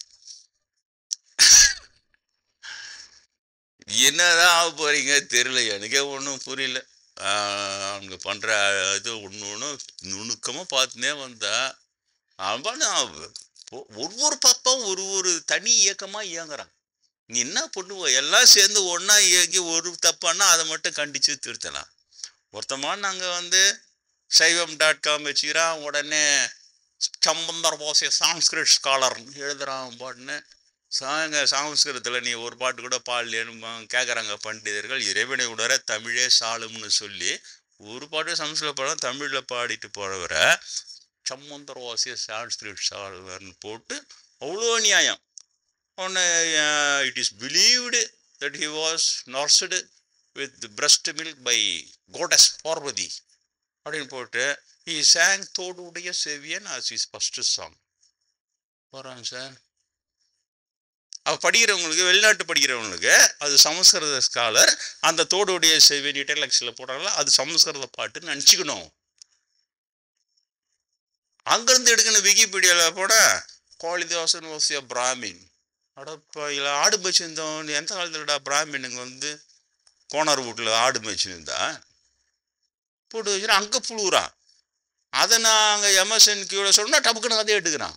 இங்கே இன்னொருத்தர்கிட்ட சொல்கிறேன் இந்த மாதிரி சமூக சான்ஸ்கிரிட் அவர் போய் பார்க்குறதுக்குள்ளவே ஃபேஸ்புக் அதுக்குள்ளே அதை எடுத்துட்டான். டக்குன்னு எடுத்துட்டான். எங்கெங்கெல்லாம் மாட்டிக்கிறாங்களோ அதை மட்டும் டக்குன்னு எடுத்துக்கிறது. இதான் திறமான்றான். புழு திறமை. மாட்டிக்கின புழு வரைக்கும் அப்படியே கிளியர் பண்ணிக்கிறது. அப்போ மீதியில் என்ன ஆச்சு அவங்கள? ரொம்ப கஷ்டம் இதெல்லாம். தெரியுதா? இவ்வளோ கிழிந்த புத்தி உள்ளவன் போய் கடவுளுக்கு பூஜை பண்ணி அந்த பிரசாதம் நீங்கள் கொடுப்பானா நீங்கள் அப்படியே வாங்கினோன்னே அப்படியே பொண்ணு இந்த பராந்தகா சோழனுடைய வாரிசு அப்படியே மிதந்துக்கினே போய் ஆடு போய்க்குது. அந்த இடத்துல பறந்துக்கிற ஏன் ப்ரோனு பிரசாதம் சமஸ்கிருதத்தில் யாகம் பண்ணி வாழ்த்துட்டாங்க. அதனால் நாங்களா ஆடு வைக்கிறோம், தேவையா உங்களுக்கு? எல்லாம் தேவையே இல்லைன்னா கொஞ்சமாவது தாசமார்களாக இருங்க. புரியுதா? ஒரு கல்யாணம் பண்ணால் தமிழ் முறையில் தமிழர்களை வச்சு முடிஞ்சா பண்ணுங்க. அந்த தமிழ்லையும் அதுவும் போய் புசுக்காந்ததுன்னா என்ன பண்ணுவீங்க? புரியுதா? நல்லா சுத்தமாக அவங்க அப்பா அம்மா காலில் விழுந்து 2 பேர் பையன் பொண்ணு அப்பா அம்மா காலில் விழுந்து ஆசீர்வாதம் பண்ணி கொடுங்க, தாலியை வாங்கி நிம்மதியாக கட்டுங்க. அதை விட பெரிய ஆசீர்வாதம் இருக்காரு உலகத்தில். ஆமாம், அன்னையும் பிதாவும் முன்னேறி தெய்வம்னு சுமணங்காட்டி சொன்னாங்களே. அன்னையும் பிதாவும் சுமணங்காட்டியும் தெய்வம், பாப்பான் தான் உண்மையான தெய்வம், அவங்ககிட்ட ஆசீர்வாதம் வாங்கி மந்திரம் ஊதி பண்ணு. இப்போ சொல்ல முடியாத நம்மளால கிழிப்பாங்கடா காட்டுறேன். பராந்தக வாரிசு வளவனூரில் காட்டு, வளவன் வாரிசை காட்டு, சர்ராமன் கோயில் சிறையில் இருக்குது, குளிர் ஓட்டின்னு போய் காட்டுங்க. ரொம்ப மோசம் இதெல்லாம். நான் இன்னைக்கு சொல்ல வந்தது இளையவர் கலவி தரும் வேதனை காதல் என்பதை பற்றி தான் பேச வந்தேன். அதுக்குள்ளே 8 காலாகி போச்சு. அப்புறம் சாமிகள் பாராட்டின அந்த கவிதையை பிரிண்ட் போட்டு எல்லாரும் கொடுக்கலான்னு இருந்தேன். அதை ரெடி பண்ணவே முடியல எனக்கு. இவனுக்கு இப்படி சொல்கிறாங்க, சாமி நீங்கள் சொன்னீங்கன்னுங்க, சரி அவங்கள இவங்களை கேளுன்றதுக்குள்ளே ஞாயிற்றுக்கிழமை ஓடி அப்படியே வந்து மீட்டிங் போட்டு அந்த கவிதை வரைக்கும் ஜெராக்ஸ் எடுத்து சாமி பாராட்டின கதை அது விளக்கம் எழுதியிருந்தான். அதுதான் சாமி ரொம்ப பாராட்டினார். அதில் வந்து அந்த திருமங்கை மன்னன் எழுதியிருப்பா, அவனுடைய வார்த்தை தான் அது. இளையவர் கலவி தரும் வேதனை காதல் இன்பம் அப்படின்னு எடுத்திருப்பான். அந்த பாட்டை நான் அதில் போட்டிருக்கிறேன். 4000 பிரபத்தில் இருக்குது அது. அந்த பாட்டை எடுத்து போட்டு, ஏன்னா நான் அதை நினச்சே பார்க்கல. சட்டுன்னு அதை பார்த்தோன்னே எனக்கு ரொம்ப ஆச்சரியமாக இருந்தது. ஏன்னா அவன் வந்து ஒரு பெண் மேலே ஆசைப்பட்டு அந்த பெண்ணை கல்யாணம் பண்ணிக்கணும்னு ஆசைப்படுறான். குறுநில மன்னன் அவன். அப்போ அந்த பெண்ணு என்ன சொல்கிறா, என்னை கல்யாணம் பண்ணிக்கணுன்னா தினம் 1000 அடியார்களுக்கு சாப்பாடு போடணும், அதுக்கு நீ ஒத்துக்கினா நீ என்ன கல்யாணம் பண்ணணும். சரின்னு வாக்கு கொடுத்துட்றான். வாக்கு கொடுத்து கல்யாணமும் பண்ணிக்கிறான். அவள் சொல்கிற மாதிரியே தினம் 1000 பேருக்கு சாப்பாடு போடணும். அது சின்ன நாடு தான், அது குறுநில நாடு. அவ்வளோதான், கஜானா தீர்ந்து போகுது. அதனால் அவனே என்ன பண்ணுறான், சொல்ல காப்பாற்றணும், அதுவும் அடியார்கள் சாப்பாடு போகிறது புண்ணியம்னு சொல்லிட்டு அவனே அவன் நாட்டு கிராஸ் பண்ணுற வியாபாரிங்க பணக்காரங்களை முகமுடி போட்டுன்னு போயிட்டு வழிப்பறி பண்ணி அந்த நகை நட்டெலாம் எடுத்து விற்று அதை வச்சு பண்ணுவான். இதெல்லாம் அந்த மாதிரி அவன் காதலுக்காகனே இதை பண்ணவன். அவங்களுக்கு தெரிஞ்சது தான். அப்போது தான் சரி அவனுக்கு வந்து ஞானம் வரணும்னு சொல்லிட்டு ரங்கநாதரும் ரங்கநாயகி அம்மையும் அவங்க இது மாதிரி ஒரு பணக்காரங்க கிராஷ் பண்ண மாதிரி பண்ணுறாங்க. அவங்களே மடிக்கி எல்லாத்தையும் கொடு அப்படின்னு. அவங்க வந்து மங்கை மன்னனுடைய நாட்டில் வழிப்பறியான்னு கேட்குறாங்க இவங்கிட்டே. உடனே அதெல்லாம் இல்லை நீ இதுன்ட்டு இது பண்ணுறான். அப்புறம் எல்லாத்தையும் பிடிங்கின்னு எல்லா நகை நெட்டெல்லாம் கைட்டி கொடுக்குறாங்க. தாயாராம எல்லாத்தையும் எடுத்துன்னு போகும்போது திரும்பி போகிறான், பார்த்தா கால் மெட்டி இருக்குது. இந்த திருடன்னா அதை முழுசாக செய்யணும், அதை முழுசாக திருடணும், அப்போ தான் அவன் திருடன்னு அர்த்தம். அதனால் அதை விட்டுட்டியே அப்படின்னா அவங்க இழுத்து போகிறாங்க. என்னால் கைட்ட முறையில் ஒன்றா நீ ஒன்றா கைட்டிக்கோ அப்படின்றாங்க. அவன் பூச்சி கைட்டுறான், அந்த மெட்டி வரமாட்டேன்து. அப்போ தான் என்ன பண்ணுறான், பல்லில் கட்சி எடுக்கிறான். அவங்க வந்துக்கிறவங்க அம்மை என்ன, அவங்க கால்டரில் பல்லில் வச்சா ஆகும். அதை வச்சு இழுத்த உடனே அந்த சம்மதருக்காக ஞானப்பால் கறந்து ஊட்டினாங்க. ஆனால் மங்கை மன்னனுக்கு அந்த கால் விரலையே அன்னையின் முளையாக மாற்றி உடனே ஞானப்பால் சுரக்க வைக்கிறாங்க. அப்போ அவன் வாயில் ஞானப்பால் சுரந்து 2 பேருமே ஞானப்பால் குடிக்கும். அவங்க ஒரே சமகாலத்தவர்கள். சம்பந்தரும் மங்கை மன்னனும் சந்திக்கிற சீன்லாம் வருது பின்னால். அப்போ தான் அவனுக்கு ஞானம் வருது. ஆஹா அம்மை அப்படின்னு சொல்லிட்டு அப்புறம் வணங்குறான். அப்புறம் அவங்க ஆசீர்வாதம் பண்ணி இனிமேல் இதை செய்யாத, அது கொடுத்த வாக்கு போதும் சொல்லிட்டு அவங்க ஆசீர்வாதம் பண்ணி மறைஞ்சிடுறாங்க. அப்போது அந்த மாதிரி காதலுக்காக இப்படி வாழ்ந்தவன் கடைசியில் பாடுறான். பாசுரங்கள் பாடும் பொழுது ஒரு பாடலில் என்ன சொல்கிறான், காதலுக்காக தானே இவ்வளவும் பண்ணான். ஆனால் என்ன சொல்கிறான், இளையவர் கலவி தரும் வேதனை காதல் இன்பம் இல்லையா. இளையவர் இளம் பெண்கள் தருகிற கலவி இன்பம் இருக்கிறதே, அது உண்மையிலே அது ஒரு வேதனை காதல் இன்பம் தான்ன்றான். இதை பார்த்த உடனே ரொம்ப அதிர்ச்சியாக இருந்தது. ஏன்னா நான் ஏற்கனவே பிரம்மதேரிட்ட சர்டிஃபிகேட் வாங்கி வச்சுக்கிறேன். பிரம்மதேரிட்ட இதில் சர்டிஃபிகேட் நான் வாங்கி வச்சேன். அவர் இவ்வளோ பேர்கிட்ட நடத்துவார். அப்படியே உட்காந்துருக்கிறேன். அப்போ அந்த வகுப்பில் நான் மானசீகமாக சொல்கிறேன், இந்த காதல்ன்றாங்க, ஆனால் இது ஒரு வேதனையாக இருக்குது, இது எனக்கு வேணாம், இது எடுத்துருங்க அப்படின்னு வேண்டிக்கினேன். அப்போ தான் உங்களுக்கு தெரியாது, பிரம்மேந்தர் எனக்கு பல சர்டிஃபிகேட் கொடுத்தாரு.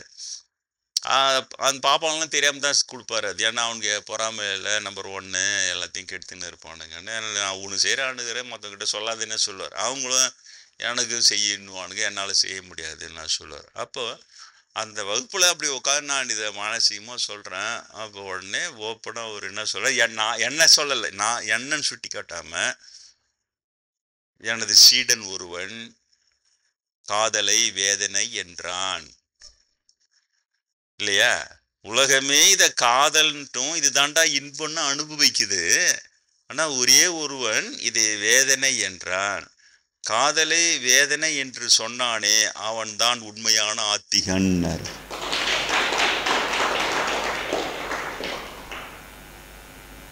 புரியுதா?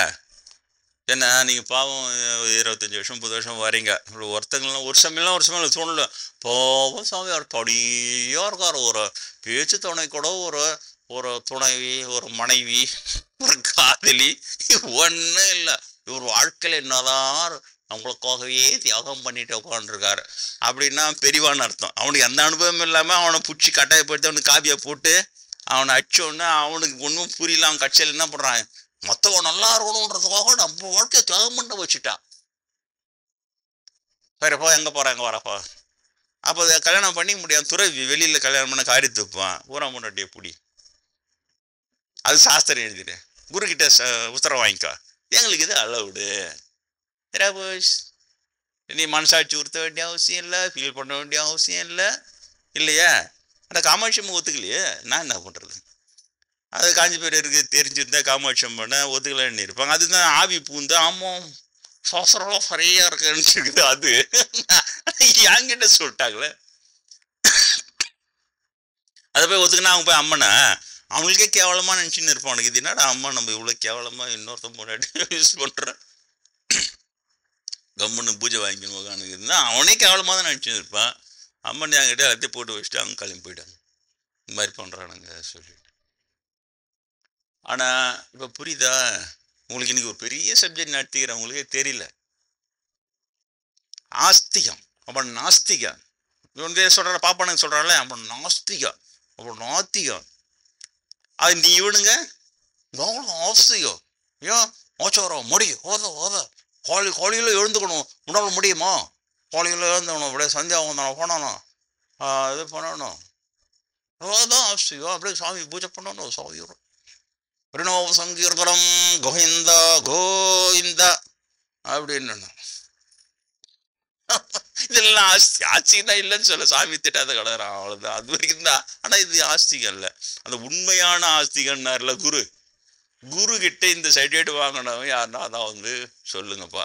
நான் கூட ஏன்னா நான் மீதி பொருளை யாருமே வாங்கலன்னு நான் சொல்ல மாட்டேன் இல்லையா? யாருன்னா ஒருத்தர் இருக்கதான் செய்வாங்க, அதனால நான் மட்டும்தான் வாங்கினேன்னு சொல்லலாம். குரு எவ்வளோ பெரிய ஸ்டேஜ் பாரு. பிரம்மேந்திர குரு பூஜை ஏன் போட்ட புரியுதா? எவ்வளோ பெரிய ஸ்டேஜ் உட்காந்துன்னு நான் சொல்கிறேன், இது என்னன்னு தெரியல சாமி, எனக்கு ஒரே வேதனையாக இருக்குது, இது வானா அப்படின்றேன். அப்போ அவர் சொல்கிற இதாண்ட காதல் இன்பம் வேதனை. அப்போ இளையவர் கலைவி அதெல்லாம் அப்போ வரவே இல்லை. அவனே உண்மையான ஆஸ்திகன் சொன்னார். காதலை வேதனை என்று சொன்னானே அவனே உண்மையான. இது உனக்கு வேதனையாக இருக்குது, ஏன்னா நீ நிலை கடந்துட்ட. அந்த பேர் இன்பத்தை முன்னால இது உனக்கு வேதனையா, இது சின்னதாக இருக்கவே. இப்போ நிறைய சக்கரை தின்ட்டு காபி குடிச்சு அவ்வளோ சக்கரை போல காபி கசப்பாக இருக்கும், உங்களுக்கு அதில் இருக்கிற சக்கரை தெரியாது, தெரியுதா? அதே போல பெரிய இன்பத்தில் இருக்கவே உனக்கு காதல் பெண் உன்னை தூண்டி உனது காதல் உணர்வை தூண்டுகிறாள், அது உனக்கு தெரியல. ஆனால் உனக்கு துன்பமா நீ அதை ஃபீல் பண்ற, அதனால இது என்னமோ வேதனையா இருக்குது, இது என்னன்னு தெரியல அப்படின்ட்டு சொல்ற. அவன் உண்மையான ஆஸ்திகன் அப்படின்ட்டு அவர் சொன்னார். அதுக்கப்புறம் 10 வருஷம் கழிச்சு தான் இங்கே வாழ்த்தெல்லாம் போட்டு கொடுத்துன்னு இருப்பான் பிரதோஷத்தில். அப்போ தற்செயலில் பார்க்குறான் திருமங்க மன்னம் பாடிக்கிறான் அந்த பாட்டை. இளையவர் கலவி தரும் வேதனை ஆட என்னடா இது. அப்புறம் தான் அதை எடுத்து மேலே போட்டு என்ன காதல் இன்பம் ஒரு வேதனை இன்பமாக இருக்க போய் உலகம் அது பின்னால் ஓடின்னு இருக்குது. இதை கடந்த இன்பத்துக்கு வாங்கன்றதா சொல்கிறேன், வேற ஒன்றும் இல்லை. இது ஒரு துன்ப இன்பம்னு பேர். அதுக்கு பிரம்மேந்திரா அது பாடி இருக்கிறாரு. துன்ப இன்பம் இன்பம் இன்பம் என்று நீ துன்பமான நிலைகளிலேயே நீங்கள் உழன்று கொண்டு இருக்கிறீர்கள். இது இன்பம்தான். இது எப்படின்னு சொன்னால் வேப்பம் பழத்திலேயும் இனிப்பு இருக்குது. ஆனால் வேப்பம் இனிக்குன்னா சொல்கிறோம் அவ்வளோ கஷ்டப்பட இந்த துணூடி இனிப்பு. அதே போல தான் கடவுள் முழு சர்க்கரை முழுக்க இனிப்பு. இது வேப்பம்பழத்தில் உள்ள ஒரு சின்ன இனிப்பு மாதிரி தான் உங்களுக்கு இருக்கிறது. ஆனால் உங்களுக்கு தெரியல.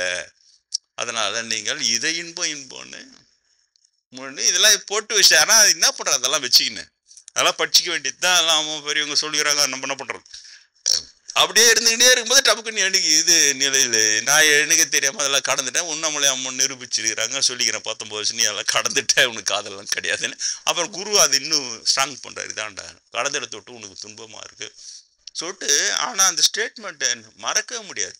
எனக்கு யாருக்குன்னா இது மற்றவங்க என்ன சொன்னாங்களே வேறு யாருடைய வாழ்க்கையில்னா இருக்கலாம். எனக்கு அந்த மங்கை மன்னனுடைய கவிதை கிடைச்ச மாதிரி நீங்கள் யாருடைய வாழ்க்கையிலனா அது சரியான விஷயம். காதலை வேதனை என்று யார் உணர்கிறானோ அவன் தான் உண்மையான ஆஸ்திகள். அப்போ அதுக்கு முன்னாடி இவங்க சொல்கிற ஆஸ்திகள்லாம் இவங்களாம் சடங்கு சம்பிரதாய ஆஸ்திகர் தெரியுதா? ஒரு மந்திரம் சொல்கிறார், சுலகம் சொல்லி 3 வேளை கூட கூலியை யாருவான் நான் அதை பண்ணிங்க இதை பண்ணிக்கோ அப்படி ஆகும் இப்படி ஆகும். ஒரு எவ்வளோ பேர் பக்தி மூணு தெரியுமா கொச்ச கொச்ச கொச்ச கொச்ச கொச்ச கொச்ச கொச்சம் அதையும் சொல்லிக்கிறாரு. காளி பாத்திரத்தில் குழாங்களை போட்டு கலகலன்னு ஆட்டுற மாதிரி இது இன்னைக்கு ஆன்மீகம். கலகலகலன்றான், பேசுறான். அவனுக்கும் உள்ள பொருள் இல்லைன்னாரு. காளி பாத்திரம் பொருள் என்னன்னா அர்த்த அனுபவம் இல்லை. அது இல்லாமலே ஆன்மீகம் பேசுறான், அது இல்லாமலே பண்றான். அவனே எனது சீடன்னாரு. அந்த காதலை வேதனை என்று சொன்னானே அவனே உண்மையான ஆத்திகன், அவனே எனது சீடன். இப்போ புரியுதா? பிரம்மேந்திரருக்கு ஒரு சீடன் ஆகணும்னா அவங்களுடைய தகுதின்றது இவ்வளோ இருக்கணும், இந்த அளவுக்கு இருக்கணும். இருந்தால் அப்புறம் தான் இங்கே பாராட்டிட்டு போனார். நேரடியாக பாராட்டினார், எல்லார்டையும் சொன்னார்.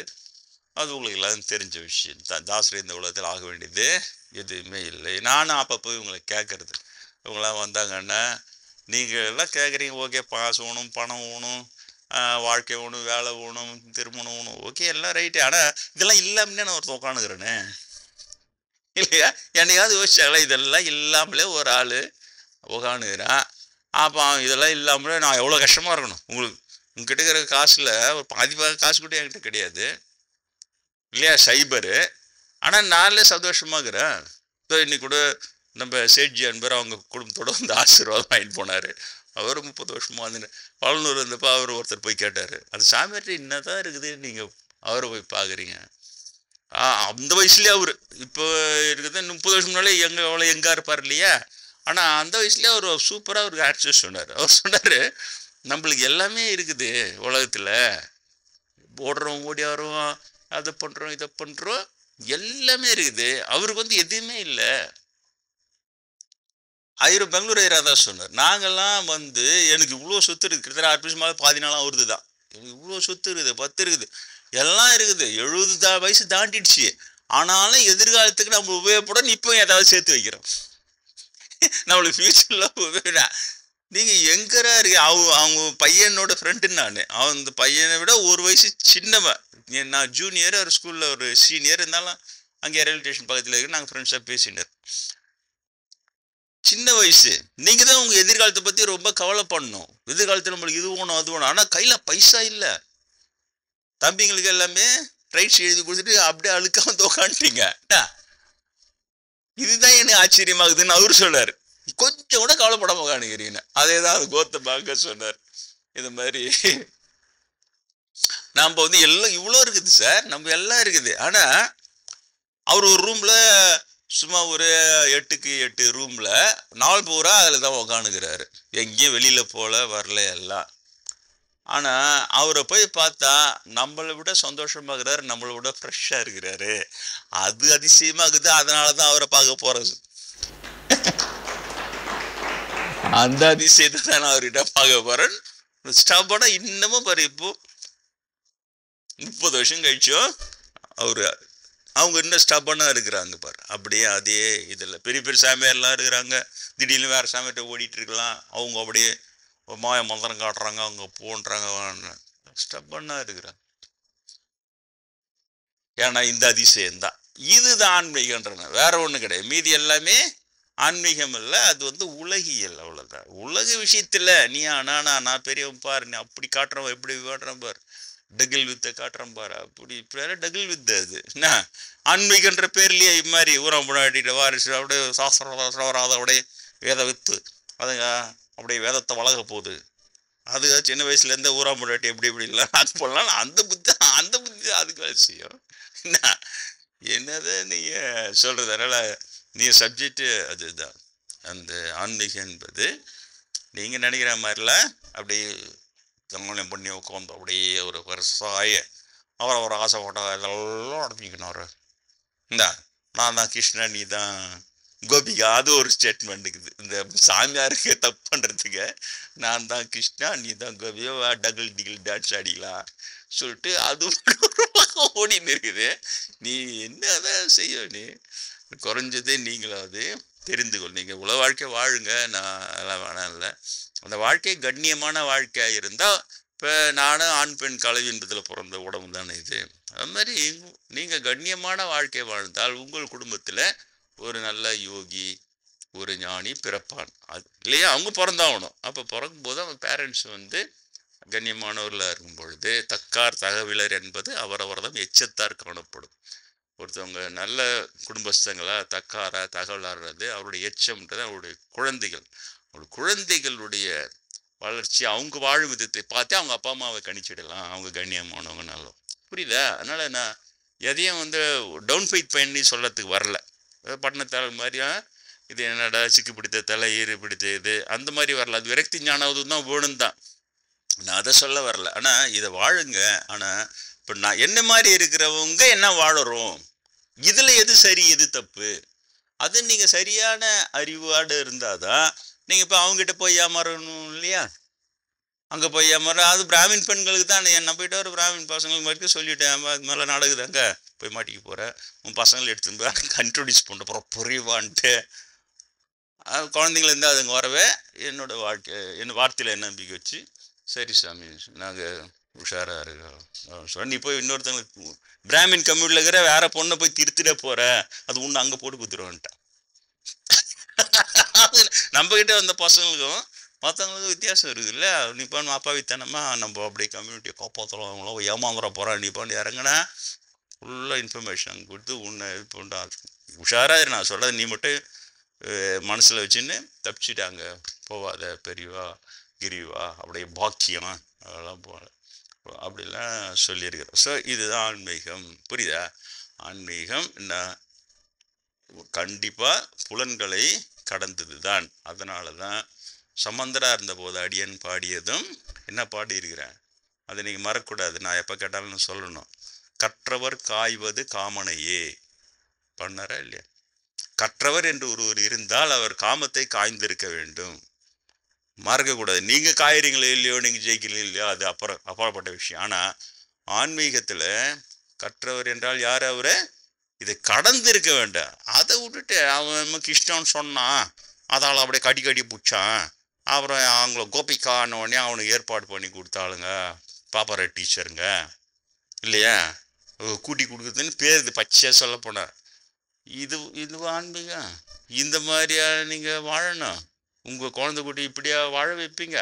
அறிவு இல்லைன்னா பாப்பா காலி பண்ணிட்டுவோம், அவ்வளோதான். அந்த அறிவை தான் நான் கொடுக்குறேன். அறிவோடு இரு, என்ன சரியான உண்மைகளே தெரிந்து வாழுங்கள் அப்படின்னு. அப்போ உண்மையான ஆன்மீகம் அது கற்றவர் காய்வது காமனையே. அதில் எந்த காம்ப்ரமைஸுமே கிடையாது.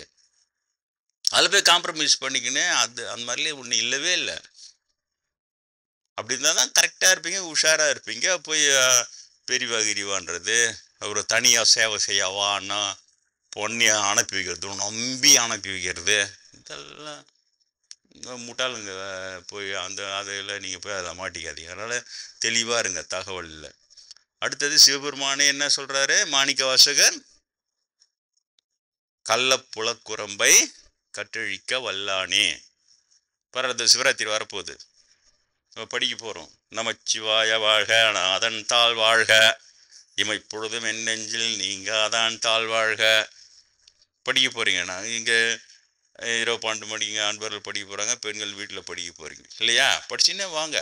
ஆனால் அதில் என்ன சொல்கிறார்? சொல்லிய பாட்டின் பொருள் உணர்ந்து சொல்லுவார் செல்வர் சிவபுரத்தின் உள்ளார்.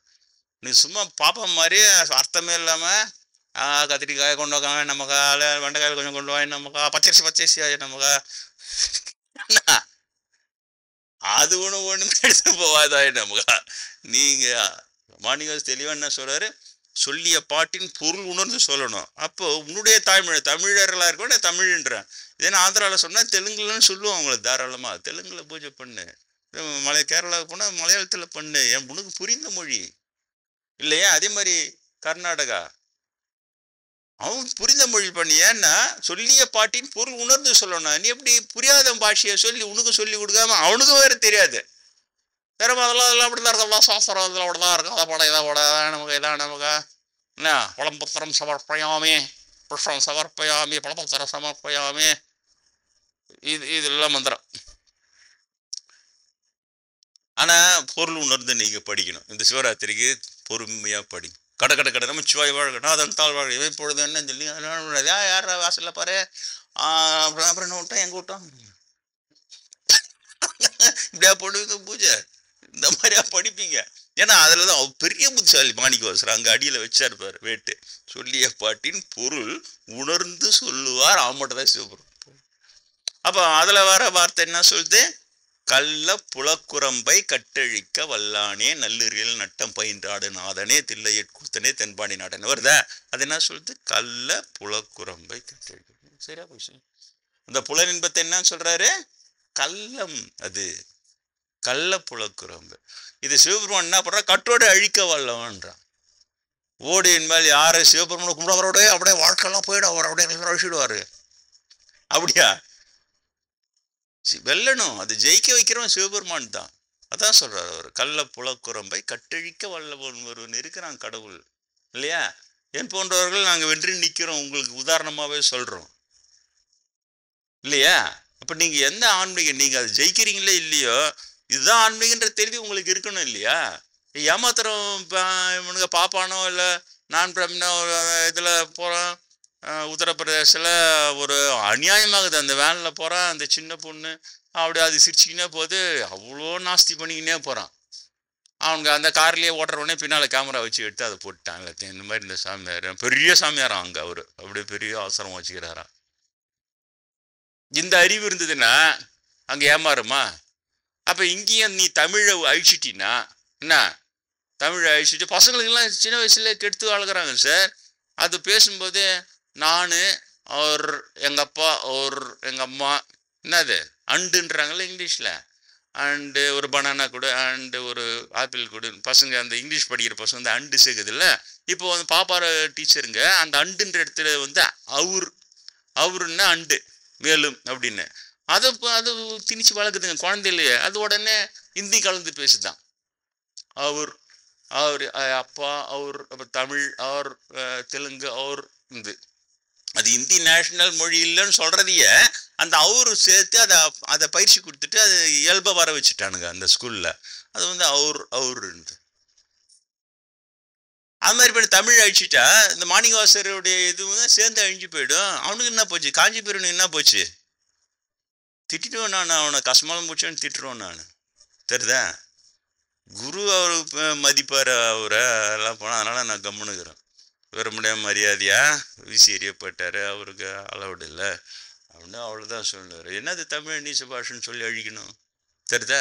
என்னத்துக்கு போய் கோயிலாக போய் எல்லா அம்மன் பேரையெல்லாம் பெருநலமுலை அம்மைன்னு இருந்தால் உனக்கு என்ன போயிடுது? அதை போய் பிரகத் கொச்சாம்பிக்கா அப்படின்னாக்கி அது பெருநலமுலை அம்மை சின்னதாக்கி பிரகத் கொச்சாம்பிக்கா பெருசாக்கி இந்த முறை தான் நான் சாமிகளுடைய அந்த அன்னதானம் பண்ணுறதுக்கு போகும்போது இந்த முறை நான் வணங்கும் பொழுது பெருநலமுலை அம்மையும் என் மகனேன்னு கூப்பிட்டாங்க. இந்த முறை தான் கொடிமரத்தாண்ட வணங்க, அதுவும் அங்கே வணங்குறதுக்குள்ள கொடிமரத்தான ஒன்று அவ்வளோ சந்தோஷப்பட்டாங்க, என் மகன் அப்படின்னாங்க. அப்போ பல பிறவிகளில் பல அம்மைக்கு நான் மகனாக பிறந்திருக்கிறேன். அப்புறம் தான் அது நினச்சி, பரவாயில்ல பெரிய பாக்கியம். அப்போ நான் சொல்லிக்கலாம்ல, யானையோ தவம் செய்தேன், நான் தானே தவம் செய்தேன். நான் சொல்லியதில் என்னப்பா தப்பு? அதில் பெருநலமுலை அம்மை யாரையாவது சொன்னாங்கன்னு நீ சொல்லு. பெருநலமுலை அம்மை அவங்கயும் அதே மாதிரி மேலாடை இல்லாமல் தான் இருப்பாங்க. அவங்க மேலாடை இல்லாமல் இருப்பாங்க. அவங்களும் அந்த ஷெட்யூல் ட்ரைப்ன்றாங்க இல்லையா, அந்த இனத்தை சேர்ந்தவங்க தான் தெரிகிறது. அவங்க பார்க்கும்போதே அங்கேயும் அப்படி தான் வச்சுருக்குறாங்க. மஞ்ச மாதாவும் என் மகனே என்னாங்க, அவங்களும் அந்த மாதிரி இருக்கிறவங்க தான். இவங்களும் என் மகனே இந்த வாட்டி நான் வந்த உடனே நம்ம அன்பர்கள் அப்போவே சொல்லிட்டேன் இல்லையா, உட்காந்துன்னு எல்லாமே கமல் சாமி எல்லாம் இருந்தாங்க. என்னால் நம்பவே முடியல, ரொம்ப மகிழ்ச்சியாக இருக்குது. அம்மை இவங்களும் என்னை என் எவ்வளோ போயிருக்கிறேன், இந்த முறை என் மகனேன்னு சொல்லிட்டு ஆசீர்வாதம் பண்ணாங்க. அங்கே தான் அம்மையும்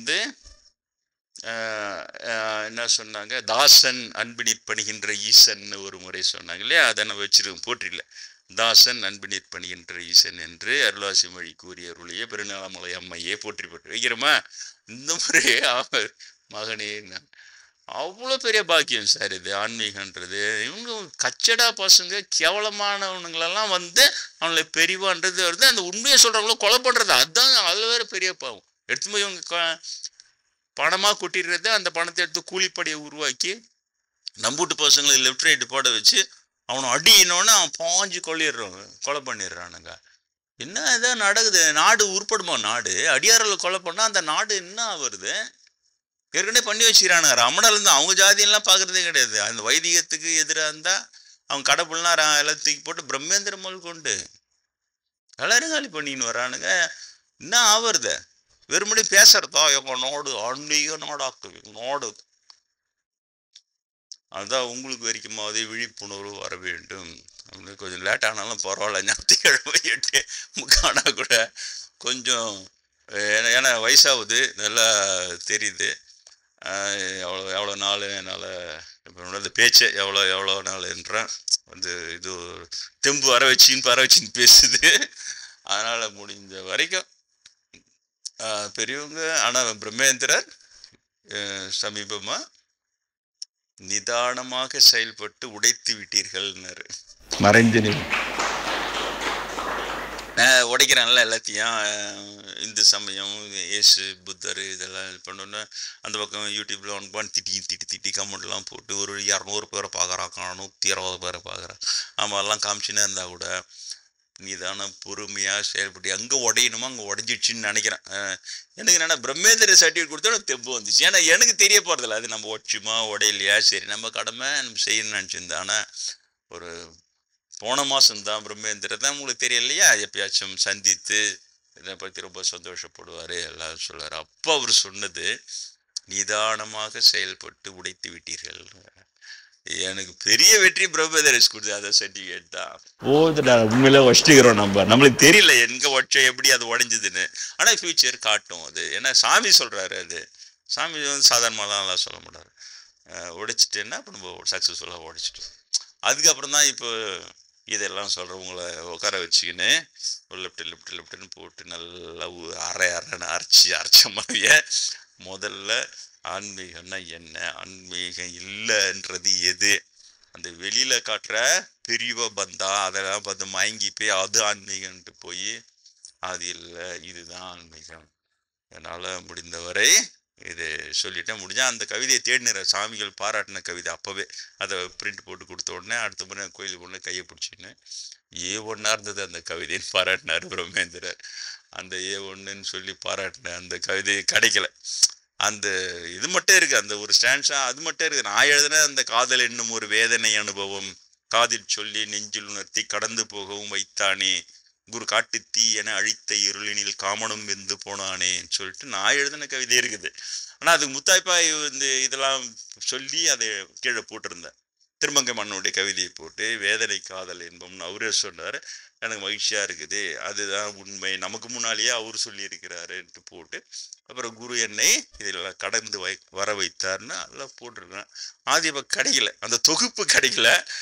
அது கிடைச்சிதுன்னா நம்ம அன்பர்கள் யாராவது பழைய இதெல்லாம் சேர்த்து வைக்கிறவங்களாம் இருக்கிறாங்க, அவங்ககிட்டலாம் கேட்டு அதை முடிஞ்சால் அதை ஒரு பிரிண்ட் போட்டு உங்களுக்கு கொடுக்குற பிரம்மேந்திரர் பாராட்டினிய கவிதைன்னு வச்சுங்க.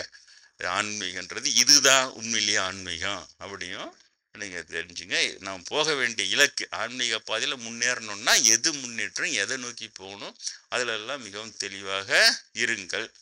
கடவுளுடைய ஆசீர்வாதம் உங்கள் அனைவருக்கும் கிடைக்கும்.